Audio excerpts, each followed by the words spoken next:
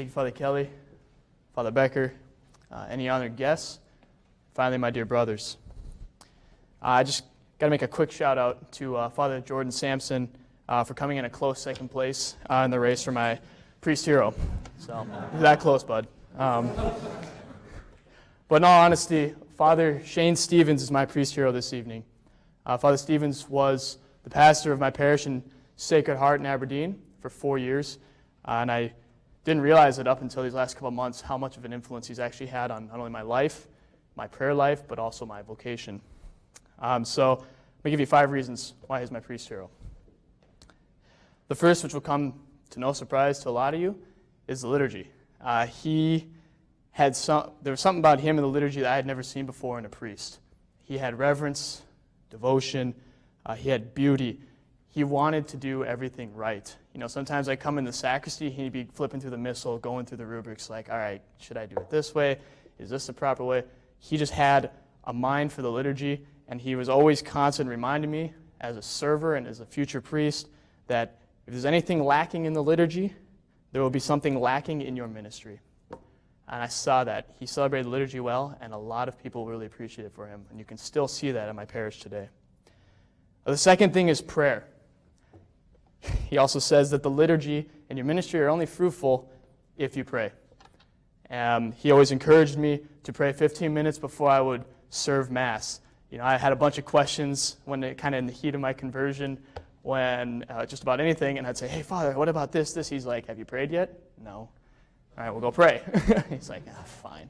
So he really instilled that in me, and that's because he himself was a man of prayer. He prayed the liturgy of the hours faithfully and devoutly. He was very devoted to the holy hour every single day. He said the Mass every day, his day off, the day he wasn't assigned to say Mass.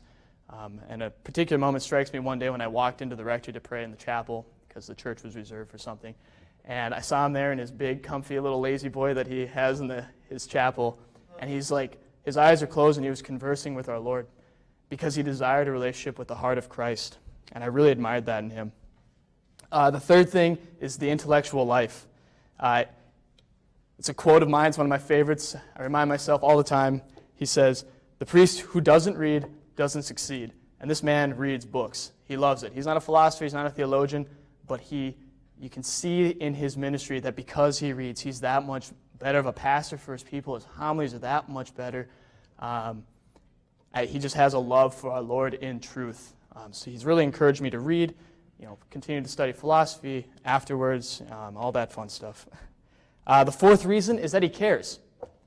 That was one thing that really struck me when I was really thinking about why he was my priest hero. It's because he cared about his people, his life, and his priesthood. Like, he cared about the liturgy, like the way it looked, the way it ran. He cared about how his people, responded to his homilies. He cared about his people. He would hear confessions every single day, and during the penitential seasons, he'd hear it 2 or 3 times a day. He cared about their salvation.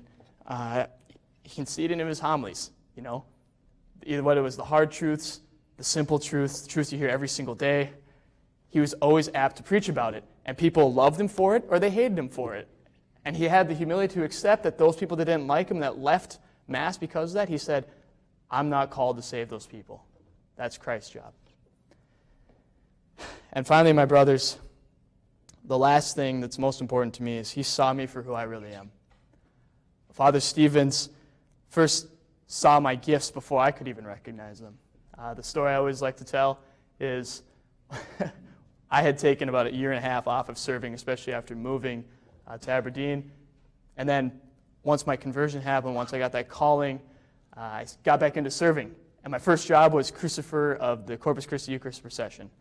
And that's all I had to do, was just lead with a cross to the hospital and back.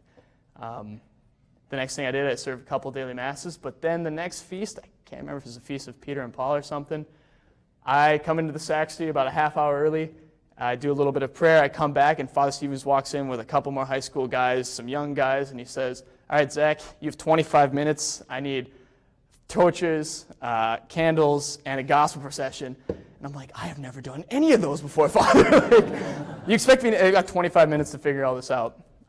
And lo and behold, I'm still the MC of our parish, and I am the MC here at SJV because this is the gift that he saw that I had before I even recognized it. He also saw me. He also saw my future vocation. He said, "Zach, you have such a priestly heart, and I'm here to encourage it." He would give me books. He would give me advice. How people, he'd bring me to his office. Said, "If you got to deal with people like this is what you should do." He taught me how to administrate, what it means to run an office. But he also taught me how to say the Mass and how to pray, how to form that priestly heart to imitate Christ's heart. And finally, he saw me as a beloved son of the Father. And the only way I can really describe that without crying is that there'd be times when I had mortal sin on my soul, and Sunday Mass, we've all probably been in that situation. It's like, well, I want to receive communion, so I'm going to awkwardly go into the sacristy. And I asked Father for confession, and he would just finish vesting, and there's like 3 minutes until Mass is supposed to start. He would say, "Oh yes, Mr. Schaefbauer, follow me," and he would take me behind the high altar, and he'd hear my confession, because he cared for my soul. He knew that as a beloved son, there's goodness in me, and there should be nothing stopping him from helping me. So he saw me in that way and just really helped me along that path. So that is why Father Stevens is my priest hero. Praise be Jesus Christ. Now